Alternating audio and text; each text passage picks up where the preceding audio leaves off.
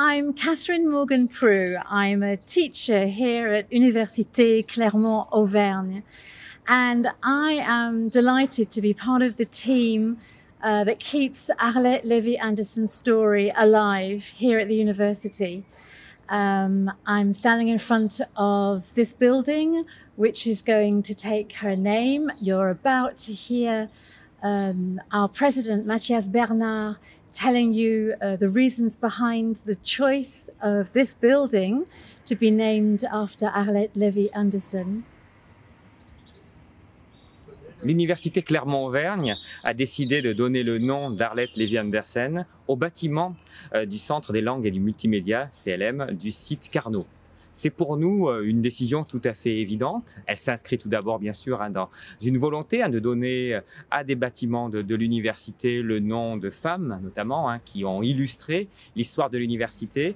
Et le nom d'Arlette Lévy-Anderson était tout à fait évident sur ce site parce que Arlette Lévy-Anderson a été étudiante sur le site Carnot pendant la Seconde Guerre mondiale, dans le cadre justement du repli de l'Université de Strasbourg à Clermont. Et elle a connu d'ailleurs je dirais, les heures les plus sombres de ce site, puisqu'elle a été victime de la rafle universitaire qui a sévi sur le site de Carnot le 25 novembre 1943.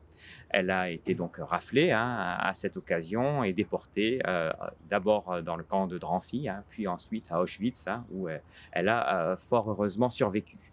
Donc pour nous, donner le nom d'Arlette Lévy-Anderson à ce bâtiment, c'est bien sûr rendre hommage à cette figure de l'histoire de notre université, qui est un petit peu le symbole finalement de la liberté de l'esprit, qui est le symbole de la résistance, qui est également le symbole du devoir de mémoire, puisque Arlette Lévy-Anderson a notamment au Danemark beaucoup milité, s'est beaucoup engagé pour justement maintenir la mémoire de la Seconde Guerre mondiale et notamment de cette rafle universitaire.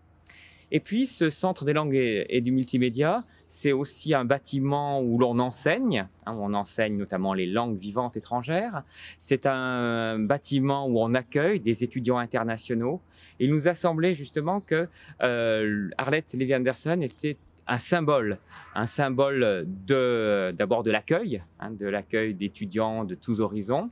Et puis, c'est également un symbole de l'enseignement des langues, puisque lorsqu'elle était étudiante à Clermont-Ferrand, Arlette Lévy-Anderson étudiait la langue anglaise et ensuite, dans la suite de sa carrière, elle a enseigné le français à l'étranger, à savoir au Danemark. Et donc, du coup, toutes les problématiques que nous travaillons ici, d'interculturalité, d'enseignement de la langue et l'enseignement de la culture à travers la langue, sont des problématiques aussi qu'elle a connues et qu'elle a expérimentées dans son exercice professionnel.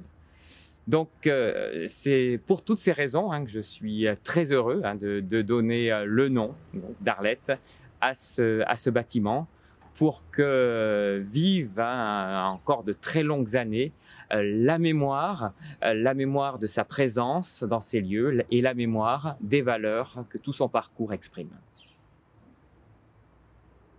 This site is a historic site. We're just about 100 meters away from where the students and staff were rounded up on the 25th of November 1943 on that fateful day.